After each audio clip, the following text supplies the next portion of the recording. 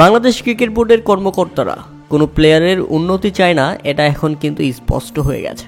তারা চায় সবসময় ক্রিকেটাররা ফারুক নানুদের মতো কিংবদন্তি হোক, লেদা মার্কা কিংবদন্তি। আফগানিস্তানের ক্রিকেটাররা দিনের বেলা জাতীয় দলের হয়ে খেলছে, কোনো রেস্ট নেই, রাতেই আবার খেলছে টি-20 লিগগুলো কিংবা টি10 লিগগুলো। এর প্রমাণ আমরা আল্লাহ গজনফরকে দেখেই বুঝতে পারি। আর সেখানে বাংলাদেশি প্লেয়ারদের এনওসি যেন সোনার হরিণ।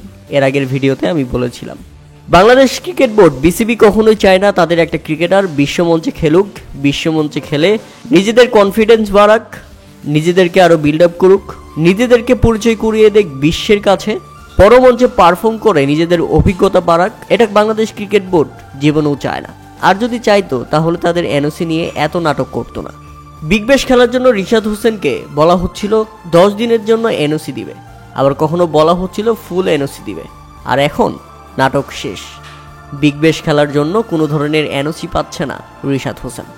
তাই তো ইতিমধ্যে রিশাদের পরিবর্তে আফগানিস্তানি স্পিনারকে নিয়ে ফেলেছে বিগ ব্যাশের দল হবার্ট হারিকেন। বিগ ব্যাশ খেলে কি হবে, আমাদের বিপিএল খেলেই তো রিশাদ হোসেন অনেক উন্নতি করবে। তাই তো রিশাদের বদলি হিসেবে আফগানিস্তানি বাঁহাতি স্পিনার ওয়াকার শামাল খিলকে যুক্ত করেছে হবার্ট হারিকেন। এক বিবৃতিতে ইতিমধ্যে তারা নিশ্চিত করেছে। প্রিয় দর্শক, আপনারা জানেন যে সাকিব আল হাসানের পর একমাত্র দ্বিতীয় বাংলাদেশি ক্রিকেটার হিসেবে অস্ট্রেলিয়ার এই জনপ্রিয় টুর্নামেন্ট বিগ ব্যাশ খেলার সুযোগ পেয়েছিল রিশাদ হোসেন। লেগ স্পিনের শক্তিমাত্রা বিবেচনা করে বিগ ব্যাশ এই ক্রিকেটারকে তাদের বড় মঞ্চে পারফর্ম করার সুযোগ করে দিয়েছিল। কিন্তু বাংলাদেশ ক্রিকেট বোর্ড এসব সুযোগ নিতে রাজি নন, কারণ Bangladesh cricket board IPL big ব্যাশের থেকে বড় কিছু আয়োজন করছে ঘরের মাঠে, সেটা হচ্ছে বিপিএল।